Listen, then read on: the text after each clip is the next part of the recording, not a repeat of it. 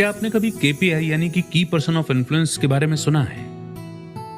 की person of influence एक ऐसा इंसान होता है जो अपने फील्ड में प्रभावशाली या बेहद इंपॉर्टेंट होने के साथ साथ दूसरे लोगों से वेल कनेक्टेड होता है। ऐसे लोगों को कई मौके मिलते हैं और उन्हें एक्सपर्ट की तरह देखा जाता है। लेकिन केपीआई यानी कि की पर्सन ऑफ इन्फ्लुएंस इतना सब कुछ करने के बाद भी कभी स्ट्रेस्ड नहीं होता। वो ज्यादा पैसा कमाने के साथ साथ जिंदगी का मजा भी करते हैं। केपीआई बनने के लिए आपको किसी एमबीए डिग्री या ज्यादा पढ़ाई करने की जरूरत नहीं है। इसके लिए बस आपको 5 स्टेप्स फॉलो करने होंगे जिनके बारे में आपको आज की समरी में मालूम होगा।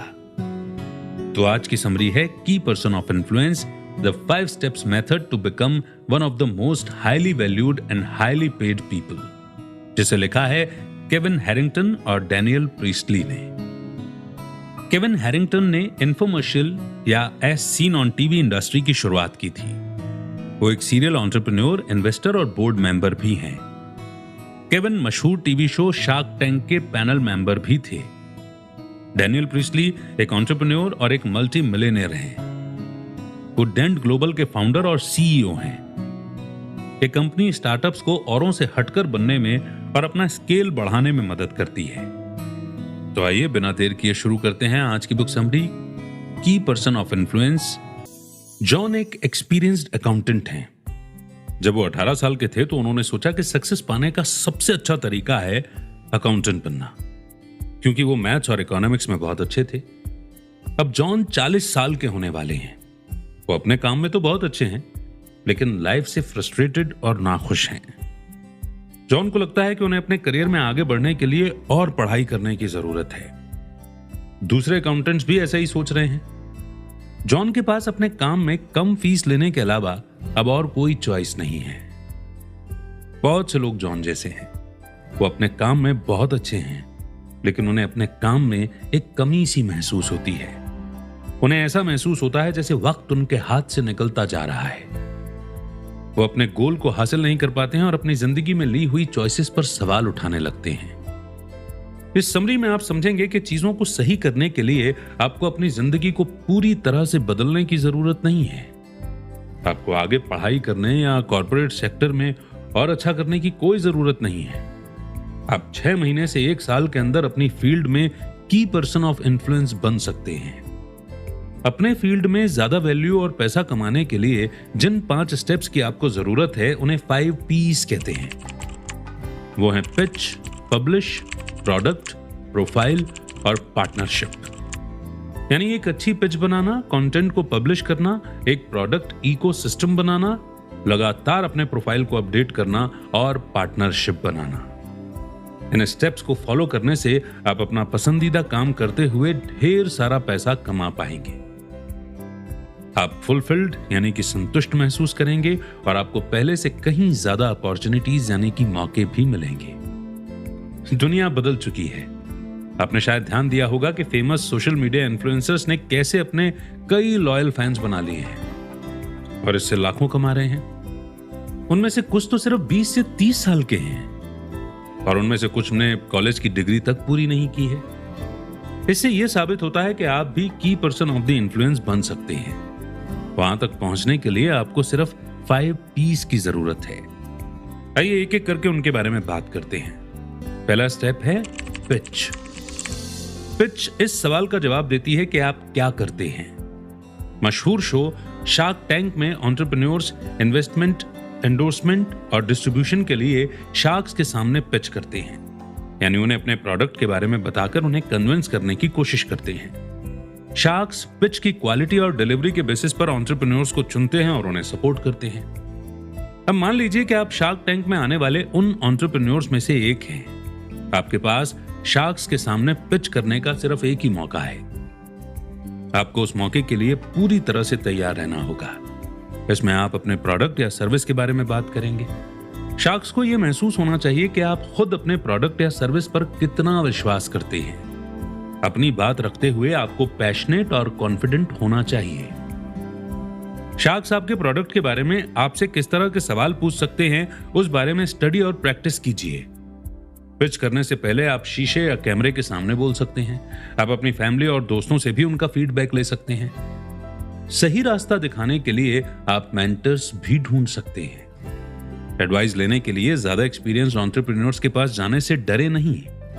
अगर उन्होंने पहले कभी कोई पिच दी होगी तो वो आपके वीक पॉइंट्स को आपको बता सकते हैं और आपकी पिच को बेहतर बनाने में मदद कर सकते हैं। अगर आपको कोई पोलाइट या ठंडा सा रिस्पॉन्स देता है तो इससे खराब फीडबैक नहीं हो सकता। जैसे कि आप किसी को यह समझा रहे हैं कि आप क्या करते हैं और वो सिर्फ सिर हिलाकर मुस्कुरा देते हैं। वो आपकी पिच के बाद सिर्फ ये कहते हैं कि इंटरेस्टिंग लग रहा है, आप ये काम कब से कर रहे हैं, तो वो इंसान सिर्फ पोलाइट हो रहा है, लेकिन सच तो ये है कि उसे आपकी बात में बिल्कुल भी इंटरेस्ट नहीं है। इमोशनल रिएक्शन पर ध्यान दीजिए। अगर कोई इंसान आपकी पिच के बारे में सीधा सीधा कह दे कि वो उसे पसंद आया या बिल्कुल पसंद नहीं आया, तो ये सबसे अच्छा होता है।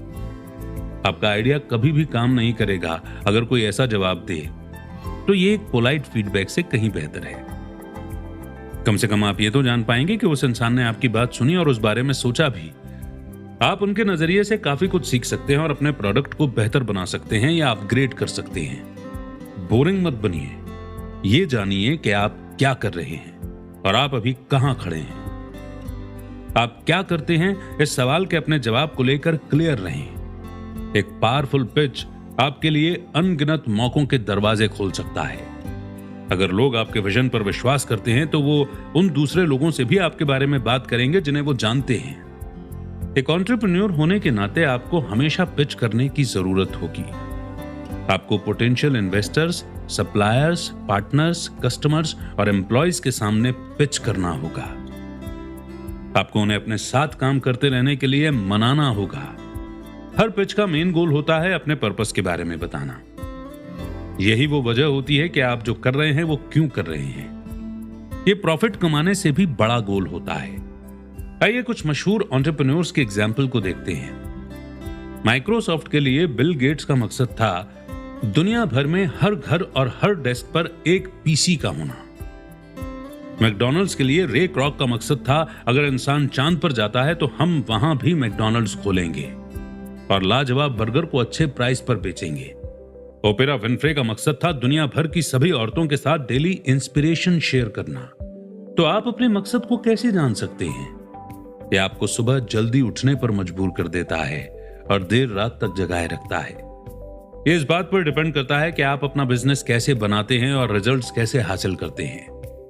यह उस मजेदार एक्सपीरियंस का एक जरिया होता है जो आप अपने कस्टमर्स और उन सभी लोगों को देते हैं जिनके साथ आप जुड़ते हैं। इसीलिए पिच एक ऐसी स्टेटमेंट है जो आपके मकसद को समझाती है। अपने पिच को पूरे दिल से कहने की कोशिश करें। आपको इसे लिखना चाहिए और इसे तब तक बोलने की प्रैक्टिस करनी चाहिए जब तक आप इसे अच्छी तरह से डिलीवर न कर सके। ऐसा करने से आप इसे याद करके सुनाने के बजाय पैशन और कॉन्फिडेंस के साथ बोल पाएंगे। यहां अपनी पिच को सही तरीके से बनाने के स्टेप्स दिए गए हैं। सबसे पहले खुद को एक ऐसा इंसान बनाएं जिस पर लोग विश्वास कर सकें। आपके ऑडियंस को यह पता होना चाहिए कि आप कौन हैं और उन्हें आपकी बात क्यों सुननी चाहिए। आप अपना इंट्रोडक्शन खुद दे सकते हैं या एक ऐसे कलीग से जिसकी लोग इज्जत करते हैं खुद का इंट्रोडक्शन करवा सकते हैं। दूसरा, प्रॉब्लम के बारे में खुलकर बताएं और यह भी बताएं कि आपको इसके बारे में कैसे पता चला। जैसे सारा ब्लैकली औरतों के अंडरगारमेंट्स के ब्रांड स्पैंक्स की मालिक हैं। वो ये कहानी सुनाती हैं कि कैसे वो अनकंफर्टेबल, शेपलेस और सिले हुए अंडरगारमेंट से परेशान हो गई थी। इसीलिए सारा ने ऐसे अंडरगारमेंट्स बनाए जिन्हें औरतें अलग अलग कपड़ों के साथ पहन सकती हैं, जिससे वो ज्यादा अट्रैक्टिव भी दिखती हैं। आपको किसी प्रॉब्लम को अपने ऑडियंस के सामने इस तरह पेश करना है कि उनका ध्यान आप पर से हट न पाए। तीसरा, उस प्रॉब्लम से होने वाले असर पर फोकस कीजिए। ये बताइए कि कैसे वो प्रॉब्लम लोगों की जिंदगी के जितना उन्हें लगता है उससे कहीं ज्यादा असर डाल रही है। उस प्रॉब्लम का सॉल्यूशन न निकल पाने से फ्यूचर पर होने वाले असर के बारे में भी बताइए। चौथा, उस प्रॉब्लम का सॉल्यूशन प्रेजेंट कीजिए। बेशक वो सॉल्यूशन है आपका प्रोडक्ट या सर्विस। ये बताइए कि वो कैसे काम करता है और उसका प्रूफ भी दीजिए। इसके लिए आप स्टैटिस्टिक्स दिखा सकते हैं या केस स्टडी शेयर कर सकते हैं। आप किसी ऐसे एक्सपर्ट की भी मदद ले सकते हैं जो आपके प्रोडक्ट से होने वाले असर को साबित कर सकता है। पांचवा, आप जो चाहते हैं वो मांगिए। आपको ऑडियंस से क्या चाहिए इन्वेस्टमेंट, सेल्स, पार्टनरशिप या कुछ और। ये बताइए कि अपने आइडिया को आगे ले जाने के लिए आपको उनसे क्या चाहिए, आप क्या चाहते हैं और क्यों चाहते हैं। इसके बारे में क्लियर, स्पेसिफिक और बोल्ड बनिए। आखिर में अपनी बात को पॉजिटिव तरीके से खत्म कीजिए। आपके ऑडियंस को आपकी पिच के आखिर में इंस्पायर्ड और एक्साइटेड फील होना चाहिए। आप इसे किसी आइडिया, कहानी या फ्यूचर के एक विजन को बताकर कर सकते हैं। लोगों को आपकी कही हुई हर बात याद नहीं रहेगी, लेकिन उन्हें यह जरूर याद रहेगा कि आपने उन्हें कैसा महसूस कराया था। आपको ऐसा लग सकता है कि इस तरह आपकी पिच कुछ ज्यादा ही स्ट्रक्चर्ड हो जाएगी, लेकिन ये स्टेप आपको अपनी पिच में क्लैरिटी लाने में मदद करेंगे। अगर आप इसे ठीक से प्रैक्टिस करेंगे तो आप इसके इंपॉर्टेंट पार्ट को करेक्ट ऑर्डर में नेचुरल तरीके से डिलीवर कर पाएंगे। अगर आपकी पिच सुनने से ऐसा लगे कि आपने बस उसे रट्टा मारा है, तो इसका मतलब है कि आपने ज्यादा प्रैक्टिस नहीं की है। Step 2, publish. आपकी पावरफुल पिच सुनने के बाद आपके ऑडियंस के मन में कुछ सवाल उठ सकते हैं। वो सोचने लगते हैं कि मुझे इसकी बात क्यों सुननी चाहिए, मैं इसके बारे में और ज्यादा कैसे जान सकता हूं, या मैं इस इंफॉर्मेशन को कैसे शेयर कर सकता हूं। वो जानना चाहते हैं कि क्या आप ऐसे आइडियाज को डेवलप कर सकते हैं जिन पर विश्वास किया जा सके, और क्या आप सभी कामों को पूरा कर सकते हैं। आप कंटेंट को पब्लिश करवा कर ऐसा कर सकते हैं। किताब ये बताने का एक ऐसा जरिया है कि आप किसी टॉपिक के बारे में इतना जानते हैं कि आप उसके बारे में डिटेल में लिख सकते हैं। आर्टिकल्स, ब्लॉग्स और दूसरा ऑनलाइन कंटेंट लोगों को आपके बारे में जानने और दुनिया में कहीं भी आपके आइडिया को शेयर करने में मदद करता है। इंटरव्यू से पता चलता है कि उस फील्ड के दूसरे एक्सपर्ट्स के साथ आपके कैसे कनेक्शन हैं। कुछ सक्सेसफुल एंटरप्रेन्योर्स ने पब्लिश किए हुए कंटेंट की मदद से अपने करियर को आगे बढ़ाया है। मेटा की पुरानी सीईओ शेरिल सैंडबर्ग ने लीन इन नाम की किताब लिखी थी। वर्जिन ग्रुप के मालिक रिचर्ड ब्रैंसन ने लूजिंग माय वर्जिनिटी नाम की किताब लिखी। डोनाल्ड ट्रंप और रॉबर्ट कियोसाकी ने साथ मिलकर why we want you to be rich और मिडास टच नाम की किताबें लिखी हैं। ये चैप्टर आपको अपनी किताब लिखना सिखाएगा। इसे आप 30,000 से 50,000 शब्दों में अपने चुने हुए टॉपिक पर खास इंफॉर्मेशन देकर कर सकते हैं। आप शायद ऐसा सोच रहे होंगे कि किताब लिखने के लिए आपके पास इतने आइडियाज नहीं हैं। आप शायद ये भी सोच रहे होंगे कि आपके आइडिया इतने स्पेशल भी नहीं हैं या काम के नहीं हैं। लेकिन जब भी कोई ऑथर अपनी पहली किताब लिखना शुरू करता है तो उसे खुद पर ऐसा ही शक होता है। इस चैप्टर में आप ऐसे टिप्स सीखेंगे जो आपको इस प्रोसेस में रास्ता दिखाएंगे। अगर आप 30,000 शब्द नहीं भी लिख पाए तो आप इस इंफॉर्मेशन से आर्टिकल या ब्लॉग बना सकते हैं। आइए अब अलग अलग तरह की किताबों और उनके फायदों पर बात करते हैं। पहली है थॉट लीडरशिप। इसका मतलब है अपनी कहानी और बैकग्राउंड के बारे में लिखना। इसमें आप चीजों को लेकर अपने आइडियाज और अपनी राय बनाते हैं। इस तरह की किताब में आप एक स्टार की तरह होते हैं, क्योंकि इसमें आपको अपने यूनिक नजरिए पर बात करने का मौका मिलता है। थॉट लीडरशिप की किताब का एक एग्जाम्पल है 6 pack checks, change your mind, transform your body. दूसरी है इंटरव्यूज की किताब।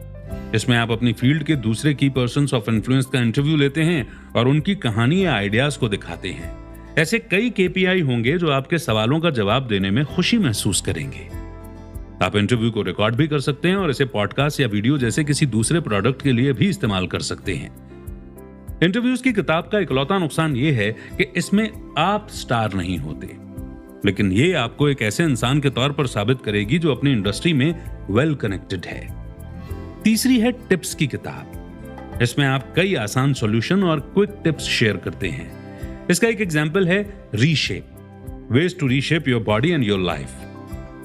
टिप्स की किताब शुरू करने के लिए जिस टॉपिक को आप कवर करना चाहते हैं उसके बारे में 10 कैटेगरी लिखें। फिर हर कैटेगरी के लिए 10 टिप्स लिखें। ऐसा करने से आपके पास 100 टिप्स की यानी कि 100 टिप्स की एक किताब बन जाएगी।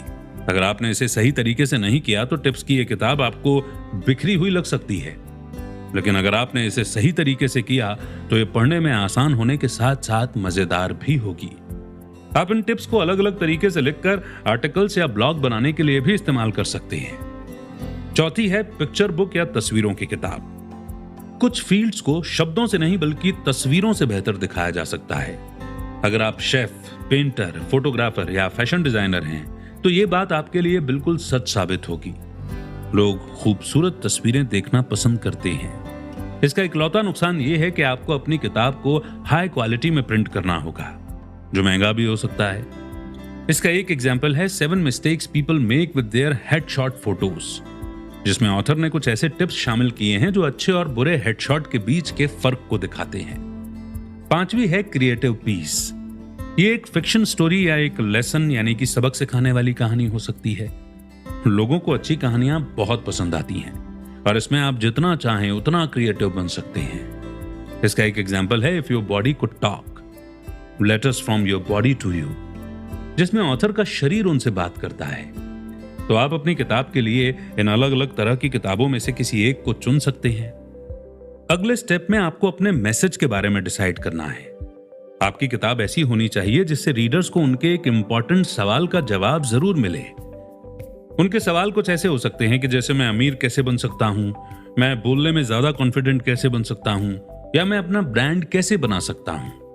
आपको अपनी किताब के कंटेंट को प्लान करना होगा।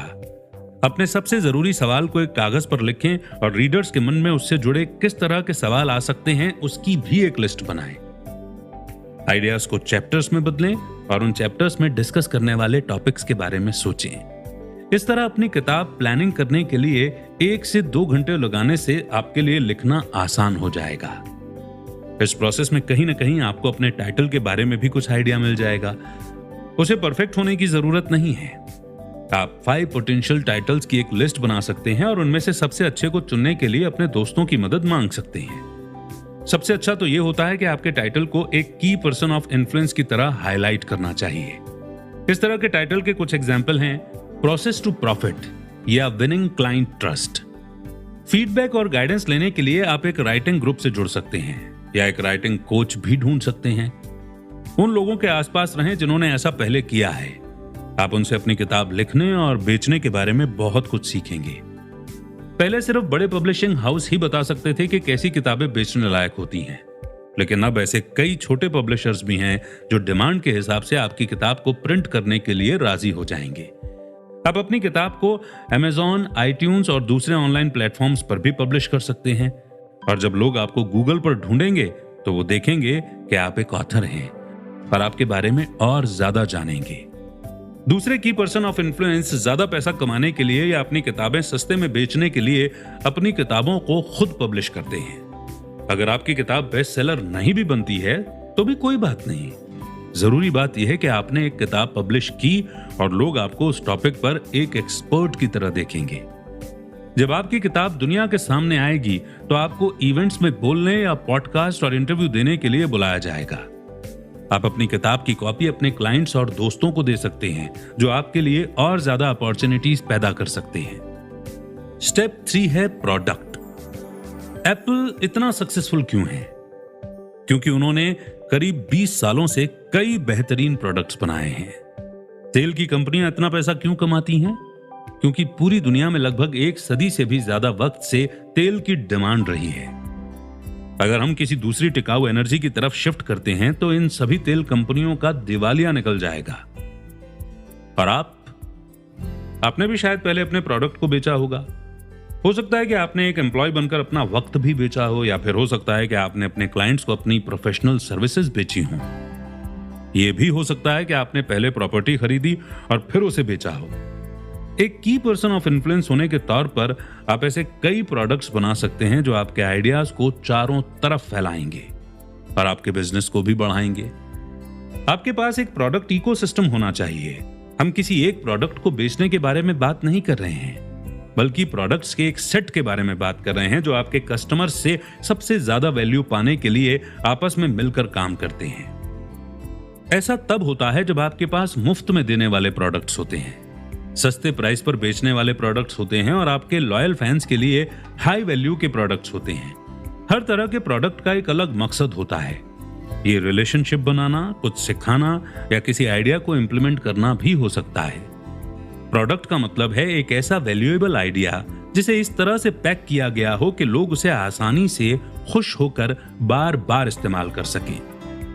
आजकल प्रोडक्ट खुद ही एक मार्केटिंग और एडवर्टाइजिंग टूल बन गया है। अगर आप अपने प्रोडक्ट को यूनिक और सबसे अच्छा बनाते हैं तो आपको ऐड बनाने के लिए कभी पैसा खर्च नहीं करना पड़ेगा। लोग उसे पसंद करेंगे और अपने दोस्तों को भी उसके बारे में बताएंगे। एक वैल्यूएबल प्रोडक्ट लोगों की ऑनलाइन और ऑफलाइन होने वाली बातों से और ज्यादा फैलता है। डिजिटल प्रोडक्ट्स आपको अपने आइडियाज को कई लोगों के साथ शेयर करने का मौका देते हैं। अगर वो आपका पॉडकास्ट सुनते हैं तो वो आपसे जुड़ जाएंगे और देखेंगे कि ऐसी क्या चीज है जो आपको यूनिक बनाती है। अगर लोग आपके चैनल को सब्सक्राइब करते हैं, आपके वेबिनार को ज्वाइन करते हैं या आपका ऑनलाइन टेस्ट देते हैं, तो उन्होंने आपको जानने के लिए पैसा खर्च करना शुरू कर दिया है। डिजिटल प्रोडक्ट्स आपको ऐसे इंसान में बदल देते हैं जिसके साथ लोग बिजनेस कर सकते हैं। दूसरी तरफ प्रोडक्टाइज्ड सर्विसेज को एक प्रोडक्ट की तरह पैक किया जाता है। आप इसे एक नाम भी दे सकते हैं, बना सकते हैं, एक मैनुअल बना सकते हैं और इसे डिलीवर करने के लिए अपने एम्प्लॉइज को ट्रेनिंग भी दे सकते हैं। आपके प्रोडक्टाइज्ड सर्विसेज में कस्टमर के लिए स्टैंडर्ड या पर्सनलाइज्ड चीजें हो सकती हैं। फिजिकल प्रोडक्ट्स आपके आइडिया, कहानी या ब्रांड की मदद से बनाई गई कुछ खास चीजें होती हैं। आज फिजिकल प्रोडक्ट बनाना पहले जितना मुश्किल नहीं रहा है। आज आपको अलीबाबा जैसी वेबसाइट पर ऐसी फैक्ट्रियां मिल जाएंगी जो आपके डिजाइन को प्रोड्यूस कर सकती हैं। प्रोडक्ट्स आपको पैसा कमाने के ज्यादा मौके देते हैं। जिन लोगों ने आपसे कुछ खरीदा है वो आगे आने वाले वक्त में आपसे और ज्यादा खरीदना चाहेंगे या आपके साथ बिजनेस भी करना चाहेंगे। मान लीजिए कि आपको एक सेमिनार में बोलने के लिए बुलाया गया। आप अपने डिजिटल प्रोडक्ट्स को प्रमोट करने के बदले में $50 में 30 मिनट की स्पीच देने के लिए तैयार हो गए। अपने प्रेजेंटेशन के आखिर में आप कहते हैं कि आपने अभी जो सुना, अगर वो आपको पसंद आया तो आप मेरे ऑनलाइन ट्रेनिंग प्रोग्राम से और ज्यादा सीख सकते हैं। मेरे पास आप सभी के लिए एक स्पेशल ऑफर भी है। जब आप सो रहे होंगे तब भी आपके प्रोडक्ट्स अपना काम कर रहे होंगे। अगर आप एक एम्प्लॉय हैं और अपना टाइम बेचते हैं तो आप रोज सिर्फ 8 से 10 घंटे तक काम कर सकते हैं और एक वक्त पर एक ही जगह हो सकते हैं। अगर ये इस बात पर डिपेंड करता है कि आपका मौजूद होना जरूरी है तो आपके कमाने की भी एक लिमिट सेट हो जाएगी। दूसरी तरफ प्रोडक्ट्स आपको और बढ़ने और आजाद रहने का मौका देते हैं, क्योंकि आप उन्हें 24/7 ऑनलाइन बेच सकते हैं और दुनिया भर में डिलीवर कर सकते हैं। आप अभी भी एक की पर्सन ऑफ इन्फ्लुएंस की तरह अपना वक्त बेच सकते हैं, लेकिन अब आपके वक्त की वैल्यू बढ़ जाती है। इसके अलावा आप सिर्फ उस जरूरी काम पर वक्त बिताते हैं जिसे आप सबसे ज्यादा एंजॉय करते हैं। इससे पहले हमने प्रोडक्ट इकोसिस्टम के बारे में बात की थी। आइए उन 2 तरह के प्रोडक्ट्स पर फोकस करते हैं जिन्हें आपको डेवलप करना चाहिए। सबसे पहले डिजिटल प्रोडक्ट्स को मुफ्त में देना शुरू कीजिए। वो लोगों को बताता है कि आप कौन हैं और उन्हें आपके साथ बिजनेस क्यों करना चाहिए। आप आसानी से पॉडकास्ट बना सकते हैं और दुनिया भर के ऑडियंस तक पहुंच सकते हैं। अपने आइडियाज और एक्सपीरियंस को शेयर करने से लोगों को यह लगेगा कि आप एक एक्सपर्ट हैं और अपनी फील्ड में वेल कनेक्टेड, यानी कि कई लोगों से अच्छी तरह से जुड़े हुए हैं।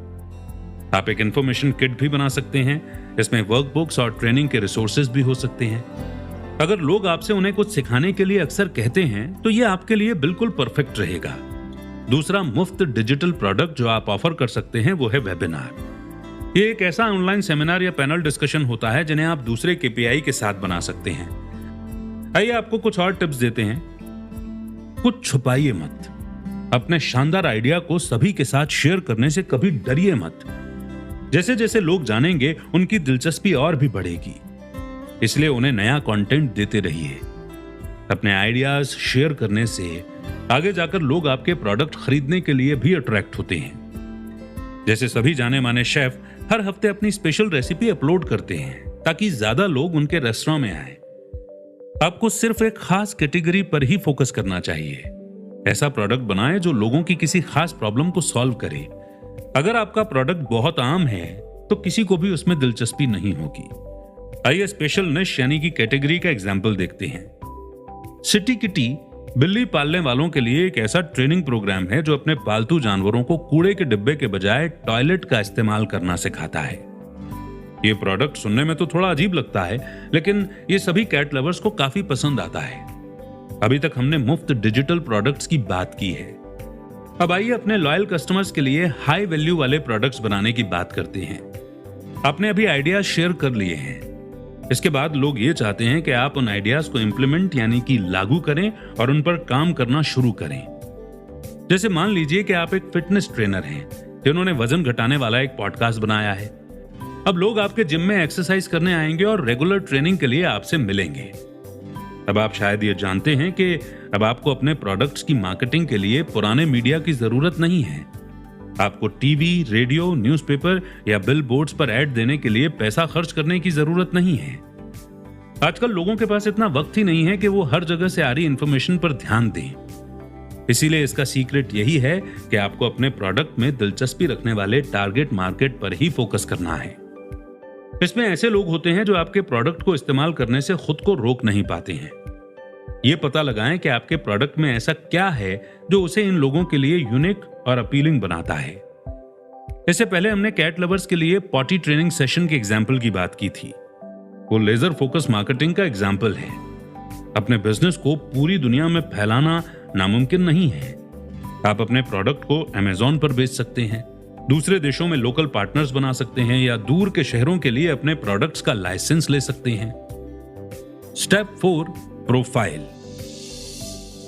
अब तक आपने पिच बनाना, किताब पब्लिश करना, डिजिटल प्रोडक्ट्स बनाना सीख लिया है। जल्द ही लोग आपको गूगल पर सर्च करने लगेंगे। वो ये देखना चाहते हैं कि क्या आपकी फील्ड में आपको कोई जानता है, क्या लोग आपको पसंद करते हैं और क्या आप पर भरोसा किया जा सकता है। ये की पर्सन ऑफ इन्फ्लुएंस वाले लोगों की खूबियां हैं। लोगों को आपका बायो, फोटो, ब्लॉग्स, वीडियोस जैसी चीजें जरूर दिखनी चाहिए। इससे वो आपको फॉलो करना चाहेंगे और वो आपका कंटेंट देखेंगे। अगर आप किसी दिलचस्प इंसान से मिलते हैं और आपको पता चलता है कि वो सोशल मीडिया पर नहीं है, तो ये काफी बुरा लगता है। ऐसा होने से लोग आपकी वैल्यू पर शक करते हैं। इस बात को जानने के लिए सालों से हम गूगल का सहारा लेते आए हैं कि हम किसी इंसान पर कितना विश्वास कर सकते हैं। कस्टमर्स के अलावा दूसरे केपीआई भी आपको आपकी ऑनलाइन प्रोफाइल देखकर ही जानेंगे। आप शायद अपने फोटोज, वीडियोस, ऑडियोज, आर्टिकल्स और आइडियाज शेयर करने के लिए सही सोशल मीडिया प्लेटफॉर्म का इस्तेमाल करने के बारे में जानते होंगे। सोशल मीडिया की सबसे अच्छी बात यह है कि यह आपका कंटेंट उन लोगों तक पहुंचाता है जो सच में उसमें दिलचस्पी रखते हैं। ये टीवी कमर्शियल या प्रिंटेड एड के लिए पैसा देने से कहीं ज्यादा असरदार होता है, क्योंकि लोग आजकल टीवी एड वगैरह पर ज्यादा ध्यान नहीं देते। दूसरी तरफ सोशल मीडिया आपको बहुत कम पैसे में सीधा अपने टारगेट मार्केट से जुड़ने का मौका देता है। आप अपने फॉलोअर्स के साथ लंबी बातचीत कर सकते हैं। इसके साथ ही आप उन लोगों के साथ अच्छा कनेक्शन बना सकते हैं जिन्होंने आपको ढूंढने की कोशिश की है। अपनी ऑनलाइन प्रोफाइल बनाने के लिए आपका क्लियर पर्पस होना चाहिए। सबसे पहले लीड्स जनरेट करना, यानी कस्टमर्स ढूंढना।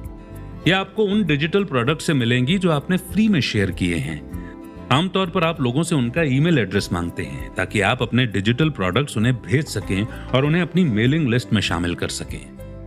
ये लोग आपको अपने दोस्तों को भी रेफर करेंगे। आपको सोशल मीडिया अकाउंट बनाने होंगे ताकि ये लोग आपको ढूंढ सकें। दूसरा है लीड्स को सेल्स में बदलना। जितना ज्यादा लोग आपके बारे में जानेंगे, उतने ही ज्यादा चांसेस होंगे कि वो आपसे कुछ खरीदेंगे। वो आपको जानते हैं, पसंद करते हैं और आप पर इतना भरोसा करते हैं कि अपना पैसा आपके प्रोडक्ट या सर्विस पर खर्च कर सकें। मान लीजिए कि आप एक अकाउंटेंट की वेबसाइट पर गए, आपने उसके ब्लॉग्स और वीडियोस देखे, आपने वो बड़े बड़े पब्लिकेशन भी देखे जिनमें उनके बारे में बताया गया था और साथ ही उनके आर्टिकल्स के लिंक्स भी देखे।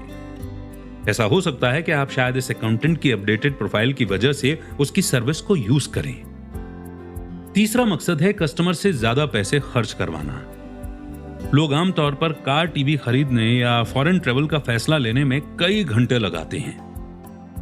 जब तक वो इस बारे में अपना मन बना रहे हैं, तब तक उन्हें बिजी रखने के लिए आपके पास जरूरी कंटेंट होना चाहिए। जैसे जैसे वो आपके बारे में सुनते, देखते और पढ़ते हैं, उन्हें इस बारे में अच्छे से समझ में आता है कि उन्हें इसे खरीदने पर कितना पैसा खर्च करना चाहिए। शुरुआत में लोग हमेशा ये चाहते हैं कि उन्हें सबसे सस्ता ऑप्शन मिले, लेकिन आपके बारे में ज्यादा जानने से उन्हें आपके ज्यादा महंगे लेकिन हाई क्वालिटी वाले प्रोडक्ट की वैल्यू दिखाई देने लगती है। चौथा है लोगों को वापस लाते रहना। आज लोगों पर जैसे चारों तरफ से इंफॉर्मेशन की बौछार हो रही है और लोग हमेशा बिजी रहते हैं, लेकिन अगर वो लगातार आपका नया कंटेंट देखते रहेंगे तो वो आपको कभी भी नहीं भूलेंगे। अगर आप उन्हें हफ्ते में एक ईमेल करेंगे तो लोग आपको अनसब्सक्राइब कर देंगे, लेकिन अगर आपके पास हर रोज या वीकली इंस्टाग्राम पर देने के लिए नया पोस्ट होगा या यूट्यूब पर आप वीडियो अपलोड करेंगे तो आपके फॉलोअर्स को यह पसंद आएगा। नया कंटेंट उन्हें आपके प्रोडक्ट और प्रोमो के बारे में अपडेटेड रखता है। पांचवा है कॉस्ट, यानी कि खर्चे को कम करना। सोशल मीडिया पर रहने से आपकी सबसे बड़ी बचत जो होगी वो है एडवर्टाइजिंग कॉस्ट। पुराने जमाने के मीडिया महंगे होने के साथ साथ बिना टारगेट के काम करते थे। कमर्शियल्स और एड बनाने पर बहुत सारा पैसा बर्बाद किया जाता था और लोगों को इसकी कोई परवाह नहीं होती थी। दूसरी तरफ सोशल मीडिया कम कॉस्ट होने के साथ साथ एक टारगेट के साथ काम करता है। आपका कंटेंट उन लोगों तक पहुंचता है जो आप में दिलचस्पी रखते हैं। छठा है अपने ब्रांड को इंप्रूव करना। आपका मैसेज सभी सोशल मीडिया प्लेटफॉर्म्स पर लगातार आना चाहिए। ब्रांड ही वो चीज है जो आपको आपके कॉम्पिटिटर से अलग बनाता है। यही आपको यूनिक और वैल्यूएबल बनाता है। अपने प्रोडक्ट को बेचने और आपके साथ काम करने के लिए पार्टनर्स ढूंढने के लिए यह बहुत जरूरी है। की पर्सन ऑफ इन्फ्लुएंस होने के नाते आपको गूगल पर सर्च किए जाने पर आपसे जुड़ी इंफॉर्मेशन आनी चाहिए। इसका मतलब है कि लोग जानते हैं कि आप कौन हैं, आप कैसे दिखते हैं, आप क्या रिप्रेजेंट करते हैं यानी दिखाते हैं और आपसे कैसे कांटेक्ट करना है। अगर आप फेसबुक, इंस्टाग्राम, यूट्यूब और ट्विटर जैसे सोशल मीडिया प्लेटफॉर्म पर हैं तो ऐसा कर पाना आसान हो जाता है। गूगल को आपकी ऑनलाइन मौजूदगी और आपके कंटेंट के रेगुलर अपडेट पसंद आएंगे। जैसे ही लोग आपका नाम ढूंढेंगे वो आपके पास आएंगे। जैसे जैसे वो आपको बेहतर तरीके से जानने लगेंगे वो आपको पसंद करेंगे। हालांकि आपको इस बात का खास ध्यान रखना होगा कि आप क्या शेयर करते हैं, क्योंकि आपका कंटेंट दुनिया भर के लोगों तक पहुंचता है। Step 5, partnership. एक ऐसी चीज है जो बहुत सारा पैसा कमाने वाले केपीआई को उन अच्छे दिखने वाले लोगों से अलग करती है जो इतना पैसा नहीं कमाते जितना उन्हें कमाना चाहिए। वो चीज है पार्टनरशिप। इसका मतलब है कि आपको अपने वक्त का ज्यादा से ज्यादा फायदा उठाने और तेजी से एक्स्ट्रा ऑर्डिनरी रिजल्ट पाने के लिए दूसरे केपीआई के साथ काम करना होगा। मान लीजिए कि किसी की मेलिंग लिस्ट में पहले से ही हजारों लोग हैं। उनके पास पहले से ही मुफ्त प्रोडक्ट्स हैं जिन्हें वो ज्यादा एक्सपोजर के लिए आपके साथ बेचने के लिए तैयार हैं। उनके पास पहले से ही एक कमाल का ब्रांड है और वो एंडोर्स करने के लिए नए प्रोडक्ट ढूंढ रहे हैं। आपने अपना बिजनेस बनाने के लिए पिछले कुछ सालों में कड़ी मेहनत की है। कोई दूसरा भी ऐसा ही कर रहा है।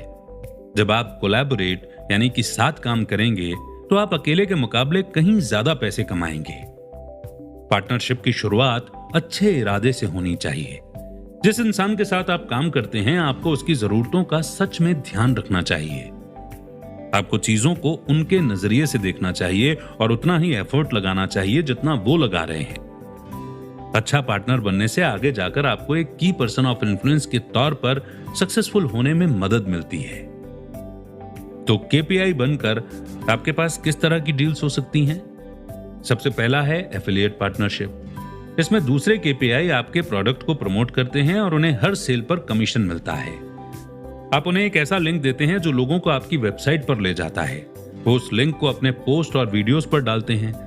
जब लोग उस लिंक से कुछ खरीदते हैं तो आपके पार्टनर केपीआई को कमीशन मिलता है। इसमें फायदा यह है कि आप मार्केटिंग पर तभी पैसा खर्च करते हैं जब लोग आपके प्रोडक्ट के लिए पैसा दे देते हैं। दूसरा है को प्रमोशन। इसमें दो केपीआई अपने मेलिंग लिस्ट को आपस में शेयर करते हैं और दूसरे लोगों को दूसरे के प्रोडक्ट के बारे में इंफॉर्मेशन भेजते हैं। आपको कुछ ऐसे लोग भी मिल सकते हैं जो आपके ईमेल का कभी जवाब नहीं देते, लेकिन आपके पार्टनर के ऑफर में दिलचस्पी दिखाते हैं। तीसरा है प्रोडक्ट क्रिएशन पार्टनरशिप। इसमें आप एक नया प्रोडक्ट बनाने के लिए दूसरे केपीआई के साथ कोलैबोरेट यानी कि मिलकर काम करते हैं। उस प्रॉब्लम के बारे में सोचिए जिसे कस्टमर सॉल्व करना चाहता है। जैसे मान लीजिए कि एक कंप्लीट मेकओवर पैकेज ऑफर करने के लिए आप एक इमेज कंसल्टेंट, मेकअप आर्टिस्ट और फोटोग्राफर के साथ कोलैबोरेट करते हैं। यहां कस्टमर अपना मसल नहीं बनाना चाहता है बल्कि अच्छा दिखना चाहता है। तो आप एक बेहतरीन डील ऑफर करने के लिए अपने प्रोडक्ट्स को साथ में जोड़ भी सकते हैं। चौथी है फ्री बंडल ग्रुप। इसमें आप दूसरे केपीआई के साथ मिलकर मुफ्त चीजों का एक बास्केट बनाते हैं। यह नई लीड जनरेट करने में काफी असरदार होता है। जैसे आप एक फ्री मेडिटेशन ट्यूटोरियल वीडियो बनाते हैं, फिर आपका एक दोस्त जो कायरोप्रैक्टर यानी कि हड्डियों का डॉक्टर है फ्री में रीढ़ की हड्डी को देखने के लिए तैयार हो जाता है। आपका दूसरा दोस्त जो एक योगा इंस्ट्रक्टर है, वो अपना पहला सेशन फ्री में ऑफर करने के लिए तैयार हो जाता है। आप इसे कैसे कर सकते हैं?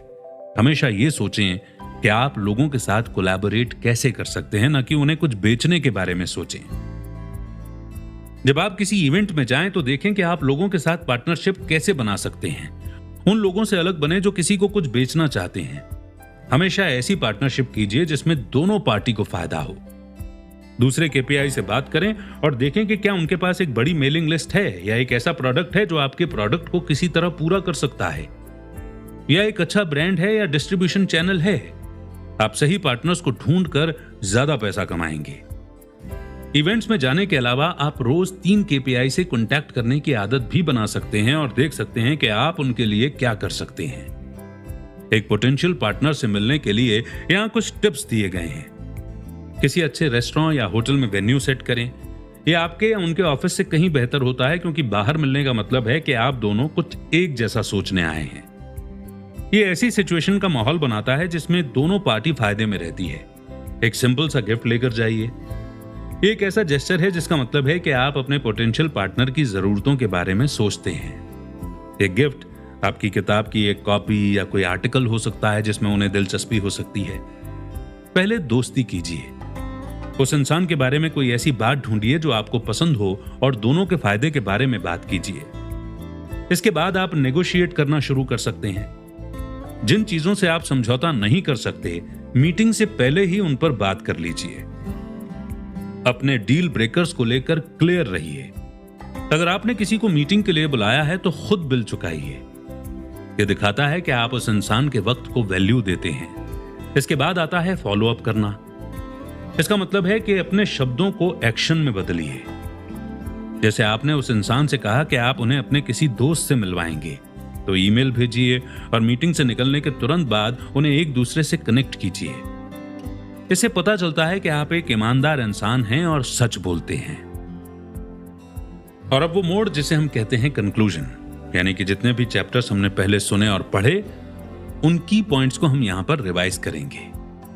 तो सबसे पहले आपने जाना कि पिच इस बात का जवाब देता है कि आप क्या करते हैं। खुद के बारे में बताएं, किसी प्रॉब्लम को समझाएं, उससे होने वाले असर पर बात करें, अपना सॉल्यूशन सबके सामने रखें। आपको जो कहने की जरूरत है कहें और एक पॉजिटिव नोट के साथ अपनी पिच खत्म करें। अपनी पिच को शिद्दत और कॉन्फिडेंस के साथ सबके सामने रखने के लिए उसकी अच्छी तरह से प्रैक्टिस करें। दूसरा, आपने अपनी किताब को पब्लिश करना सीखा। आप थॉट लीडरशिप, इंटरव्यू की किताब, टिप्स की किताब, पिक्चर बुक या एक क्रिएटिव पीस में से कोई भी किताब लिख सकते हैं। आपको गाइड करने और फीडबैक देने के लिए ऑथर्स का कोई ग्रुप ज्वाइन करें। आप अपनी किताब को अमेज़न या किसी छोटी पब्लिशिंग कंपनी के जरिए पब्लिश कर सकते हैं। तीसरा, आपने प्रोडक्ट क्रिएट करना सीखा। फ्री डिजिटल प्रोडक्ट लोगों को आपके बारे में बताता है। हाई वैल्यू वाले प्रोडक्ट्स आपके लॉयल कस्टमर्स के लिए काम करते हैं। पुराने जमाने की मार्केटिंग टेक्निक अब किसी काम की नहीं रही। आपको अपनी निश यानी कि एक खास कैटेगरी ढूंढनी होगी और अपने प्रोडक्ट को सबसे अच्छा बनाना होगा। अगर आप अपने टारगेट मार्केट की जरूरतों पर फोकस करते हैं तो आपके प्रोडक्ट की चर्चा लोगों के आपस में बात करने से ही चारों तरफ होने लगेगी। चौथा, आपने अपने कंटेंट को रेगुलरली अपडेट करना सीखा।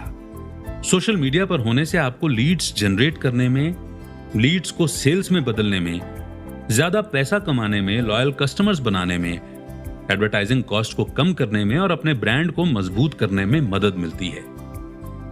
लोग आपको गूगल पर ढूंढना चाहेंगे और आपकी इंफॉर्मेशन वहां जरूर होनी चाहिए। पांचवा, आपने पार्टनरशिप बनाना सीखा। आप एफिलिएट पार्टनरशिप, को प्रमोशन, प्रोडक्ट क्रिएशन पार्टनरशिप या फ्री बंडल ग्रुप से जुड़ सकते हैं।